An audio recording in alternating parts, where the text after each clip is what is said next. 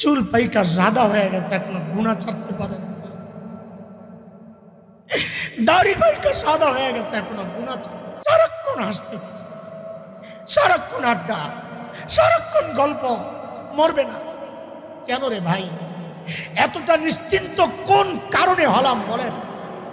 আজকে নিজেকে নিজে জিজ্ঞেস করেন।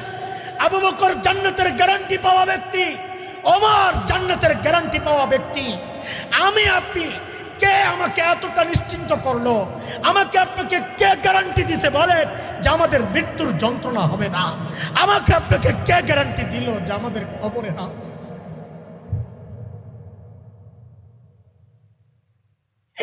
চুল পাইকা সাদা হয়ে গেছে, এখনো গুনাহ ছাড়তে পারেন।